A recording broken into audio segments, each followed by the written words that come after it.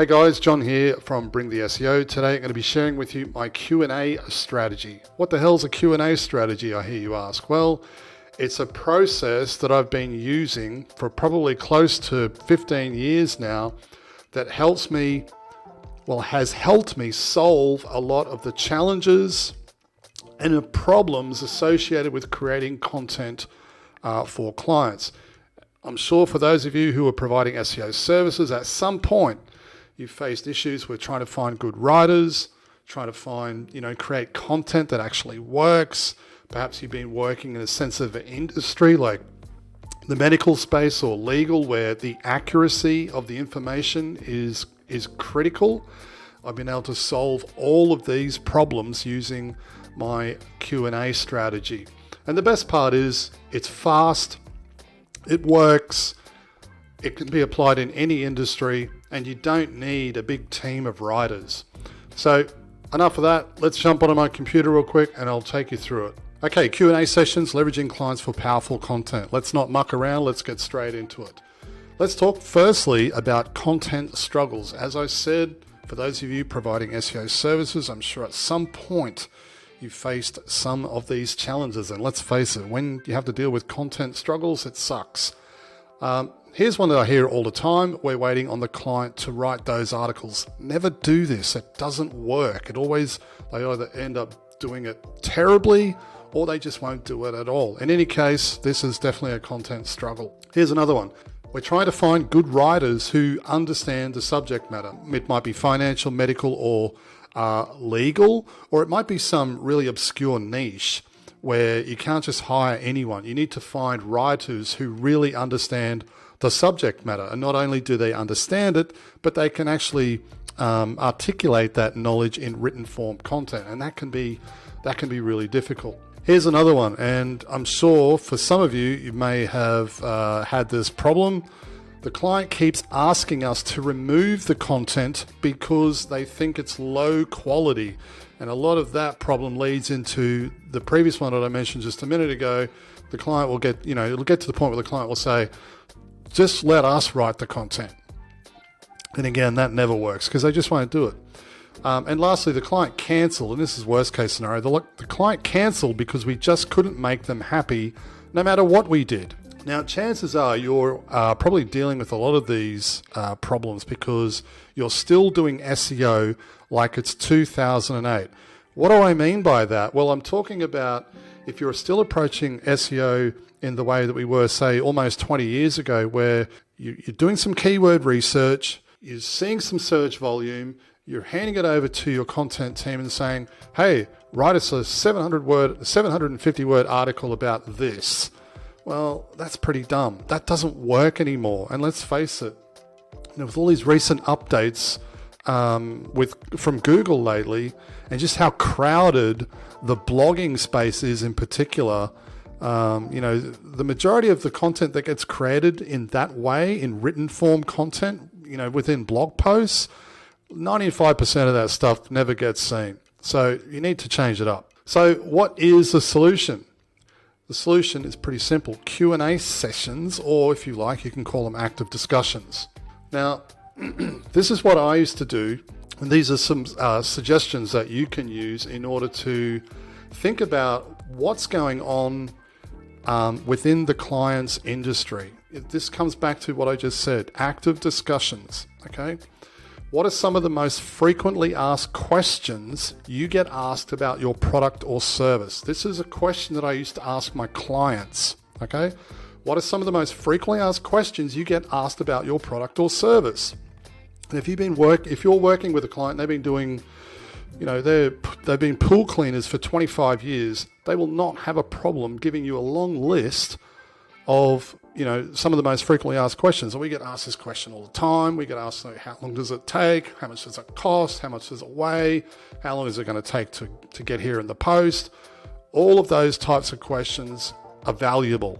And one of the things that I'll just make a point of real quick is that the questions people are asking are the same things that they're actually searching for, right? So this is what you have to be mindful of.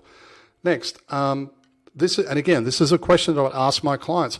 What questions are you being asked via email, over the phone, in person, or via social media. Okay. Sometimes you'll get a client and they'll say, oh, gee, I can't really think of anything. Well, if you say, hey, what questions are being asked, in your email? What questions are customers asking in email? What are they asking? Or what are you talking about on the phone? When you meet with them in person, you go out to quote a job. What are they asking you? Or, on your Facebook page or in your social media channels, what questions are they asking you? Okay. Sometimes you need to help the client in putting a list together. Most times they'll know, but sometimes you've got to give them a little bit of a push, and that's a great way of framing it. Another great angle is to ask them what topics are often being discussed within your business or within your industry overall. I used to always say to my clients, what are you constantly talking about in the office? What are your staff always talking about? These are topics, these are active conversations or topics that can be covered in Q&A sessions. And lastly, here's another one to think about. Have there been any changes in the law, within regulations? What's going on in the news? And this can be, TV, radio, the internet, print media. Is there anything significant that customers might want to know? If you work in construction and you're building houses, well, maybe the government has just released some sort of first home buyers grant. And there'll be a lot of active discussions and questions around that. Okay. So questions and answers. Let's now have a quick look at how to put these things together. So step 1, prepare a list of questions. Pretty simple, right? I would just usually upload a notepad file or something of that nature. I would sometimes do a little bit of research here. There are plenty of tools on the internet that you can use that will help you generate questions, but I would usually, at least start something. Upload that in a notepad file to a client portal or client's dashboard and just give them access so that they could add to it. But preparing a list of questions, clients should be able to provide you with a list of 20, 30 questions, straight off the bat. And then, of course, before you move on to step 2, you should always shortlist the questions. Okay, so if we just go back just a second, shortlist the questions that align with the focus points within the campaign. In other words, you don't want to just be covering a million different topics. Okay, the client should say, okay, John, we really want to sell more red widgets. So the questions and the topics and the things that you cover about in the recorded session should be about red widgets. Now, the next step here is to host a Q&A session. Okay, so host the call and record the discussion. Now, many years ago, pre-COVID, I used to just do these over the phone and record the conversation over the phone. Now that we've been through COVID and the global pandemic and everybody knows how to use Zoom or an equivalent, what I would recommend doing now is doing them via video conferencing software, right? I say that because you want the video, and I'll explain why in just a minute. Right now, if you're not comfortable doing these, have one of your content team, your girls, or someone else who's got great personality, a bubbly, personality skills, someone who's enthusiastic and energetic to jump on and do these calls with your clients. But I would recommend starting with video, okay? This is really important, video first. Now, once you get the recordings back, then you go through repurposing, okay? Now, for written form content, you want to use a service like rev.com to transcribe and take those conversations and transcribe them out verbatim into written form content. Okay, now, admittedly, I prepared this slide some time ago. I'm just sharing with you guys for shits and giggles, but things have changed, like I said, since COVID. So once you've got the recording, you would then go about post-production, splicing up the video, short form content, long form content, stripping out the audio for podcasts perhaps, and of course transcribing the recordings for written form content.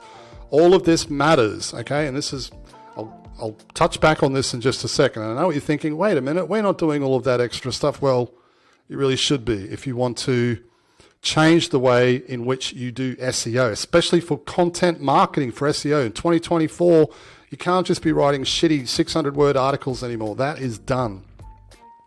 And of course, once you've got those transcriptions back, you would then convert those transcriptions into traditional blog posts, which you can then use on the client's website.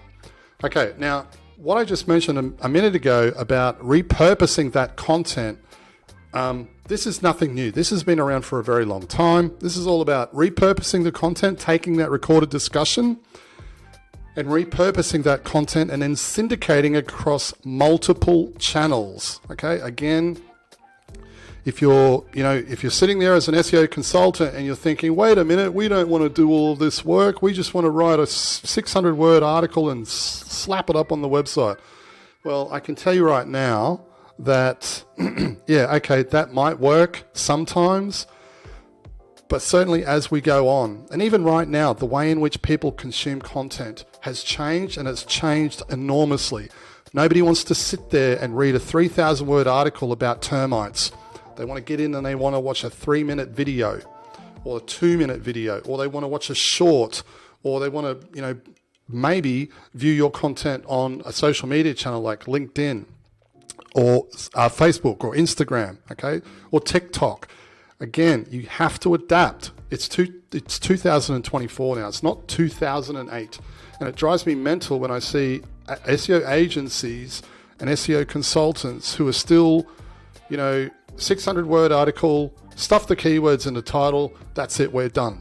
Okay, and these are the same people who are getting upset in Facebook groups and forums and everywhere else saying, oh, hang on a minute, our client site got smashed by that latest update. And I'll touch back on that in a minute because that's really a redundancy thing. In any case, you can see we got channels around the outside. They all drive back to our conversion point, which should be the website. So we can take that content that we've created, that discussion that we've had in video format, and we can repurpose it for channels like YouTube, TikTok. They can send it, if they have an email list, they can send that through to their email list, pushing back to, say, their YouTube channel. You can take the written content like I just explained and publish it to the blog on the website. You can then share that blog post on LinkedIn, or you can share the YouTube video. It goes on and on and on. I think you get my point. Let's talk quickly now about the benefits of Q&As. Firstly, accuracy. If you're having a conversation with a client and they've been involved in doing this within their own business for 20 or 30 years, they're going to know what they're talking about. There's no need to go rummaging around all over the internet trying to find someone who knows something about this topic. You've already got all the knowledge you need right in front of you, the client. So leverage that knowledge, and you'll know that when you take that information, you create content out of it, it's going to be 100% accurate. Now, of course, all of this removes the needs for specialist writers. And again, I still see SEO consultants running around the internet saying, oh, we need to find someone who knows everything about left-handed screwdrivers. Leverage the client's knowledge and expertise. Okay, speed. This was a real kicker for me. The time it was taking my content team to do research and look up a lot of these niches and industries, it would take us days. It would take us like a week, maybe 2 weeks to get half a dozen blog posts together. I could jump on with a client and in one 10-minute discussion, like I've got a 10-minute video or 8-minute video once we chop out the ums and ahs, out of that one just simple discussion, 10 minutes, I would have audio, I'd have video, and I'd have like a 3,000 or 2,500 word article. You'd be surprised what sort of word count you can get to just through a regular conversation. It was tremendously fast and it saved us an enormous amount of time. The depth of knowledge, of course, like I said, if you're working with the client, they should know everything there is to know about their product or service. And that's exactly what you want. SEO richness, you'll find just through using natural conversation, there's no need to go and do all of this keyword research and look up secondary terms and related terms and muck around with LSI. Through natural conversation, without even knowing it, you'll be using all of these related terms because that's just the way in which we speak. Client involvement. This is a big one, right? If you want to charge premium rates and you want to build trust with the client and build strong relationships and have them stick around long term, doing it this way will ensure that because they'll be a part of it, right? They're a part of the campaign. Hey, this is awesome. I'm actually involved here. I'm sharing my expertise. That gets clients excited. If you're just slapping up a shitty 600-word article that someone in the Philippines wrote for $3, forget about it. It's not going to work. And lastly, redundancy. Okay, this is what I just spoke about back here. Right? Redundancy. If you're putting all of your efforts into the website in the form of blog posts, and all of those, 100% of that effort is going towards ranking in Google, you're one update away from losing everything. I don't know about you guys, but that always made me feel uncomfortable. Doing it this way gives you massive redundancy, so that even if, and let's hope that it doesn't happen, even if the site gets smashed, right? It shouldn't, because you should be doing SEO the right way. Even if the website got smashed or the traffic dropped 30%, you've got these other channels here to support you through that. Okay, and that's what you want. Now, for a small amount of effort, it's huge redundancy, and it gives you an enormous amount. It gives you peace of mind. And let's face it, with this recent leak, Google leak, and the way in which they're looking for signals, these dark metrics that we can't manipulate, and they're promoting brands, doing it this way is even better again, because it's not just one website, one blog, some keyword stuffed articles. You've got presence across social media and these other platforms, and that's exactly what you want. Okay, guys, so I think in summary, I just want to say this. For those of you who are thinking, wow, this is a lot of work and we don't want to do all of this stuff, well, okay, you can continue on. You can really do whatever you want. But if you want to charge premium rates and you want to build, a meaningful, profitable SEO agency and have high retention rates and actually enjoy the work and work with happy clients, then this is the way to do it, especially in 2024. Like I said, the days of just writing a 600-word article and slapping it up on your client's site in order to, rank first page for fluffy bunnies, those days are done. The way in which people use the internet today is a lot different to what it was 20 years ago. It should, I spoke about this a while ago, it should be organic search optimization, because people are searching across a whole range of different channels now. They're not just looking on Google. And this is why having that redundancy and syndicating across multiple channels is even more important. Okay, guys, that's it from me. Hope you've enjoyed this one. Be sure to like, comment, and subscribe, and I'll see you in the next one. Cheers. Hey, if you've enjoyed this video and you'd like to learn more, head over to bringtheseo.com. We provide business development training for SEO consultants wanting to improve their processes, increase profits, and scale to $100,000 a month or more without all the stress and overwhelm.